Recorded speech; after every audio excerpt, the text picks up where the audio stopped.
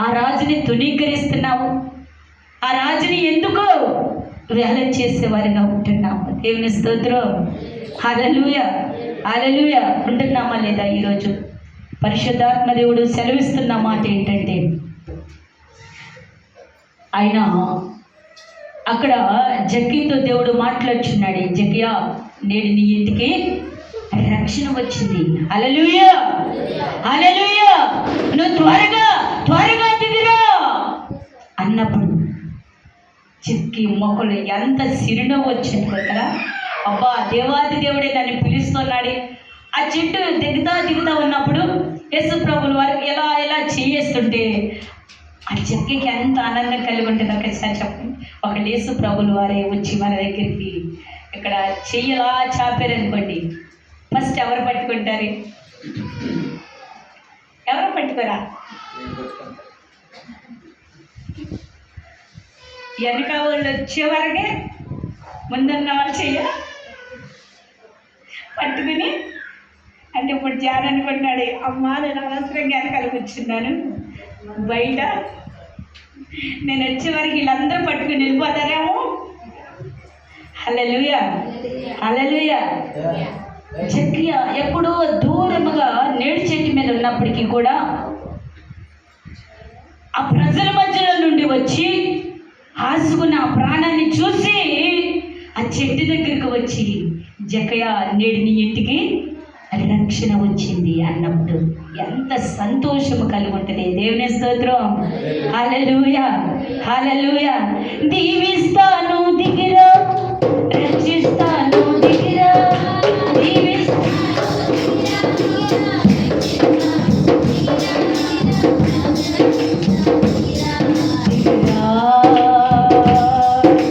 ప్రార్థన వింటా దిగిరా దిగిరా,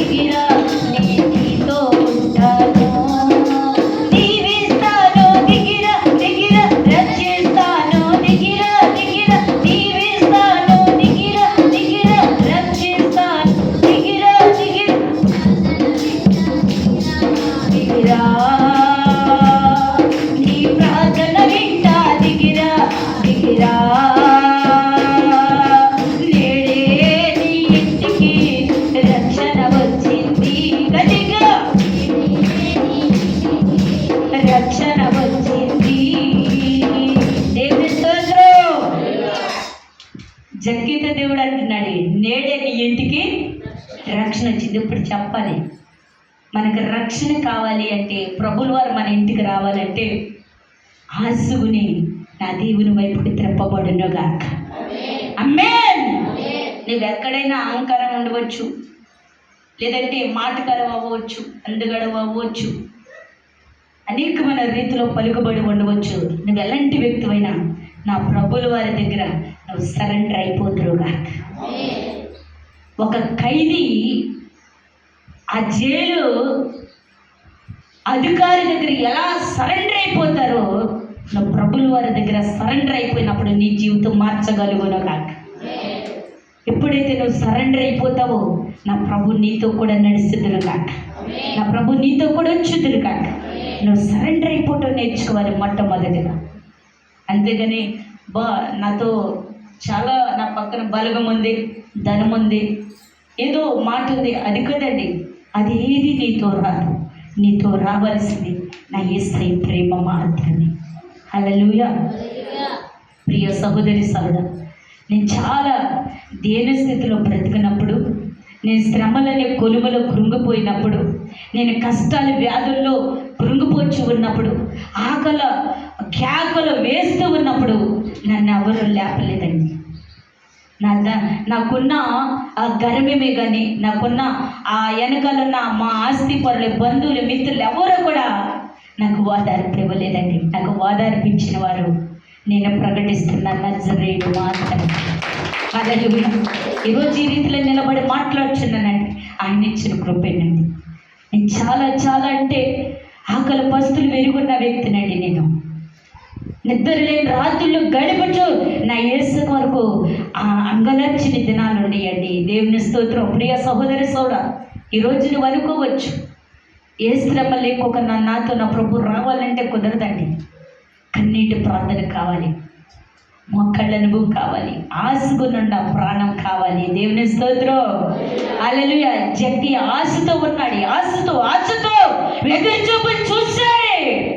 అందుకే జక్కియా ఆ ప్రేమను పొందుకున్నాడు. దేవుని స్తోత్రం. ఈరోజు చాలా మంది చూడండి, మొన్న ఒక సేవకులు వచ్చారు రమణకపేట మీటింగ్కి. చాలా సంతోషంగా ఉంది ఆ మెసేజ్. చాలా మంది కూడా వడ్డీ వ్యాపారం చేస్తూ ఉంటారు. మనలో ఎవరన్నా ఉంటే దయచేసి అలా వద్దు. వడ్డీ వ్యాపారస్తుల కంట దేవుని రాజ్యంలో స్థానం ఉండదు.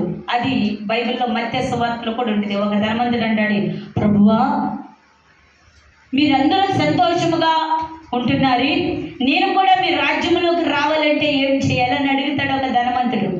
ప్రభువుల వారు ఉపమానంగా ఒక మాట చెప్పారు, సూది బెజ్జంలో ఒడ్డు దూరతం ఎంత కష్టమో ధనవంతుడు పరలోకానికి వస్తాం కూడా అంతే. చెప్పరేంటి? అంతే. అంటే ధనం వద్దని అంటల్లా, నేను కావాలి, వడ్డీకి ఇయ్యొద్దని చెప్తున్నా. హల్లెలూయా. చాలా మంది కూడా వడ్డీ వ్యాపారం చేస్తూ వడ్డీకి ఇస్తూ, నేను ప్రభువుని నమ్ముతానండి, నేను బాప్తిసం తీసుకున్నానండి, ప్రభు లేకుండా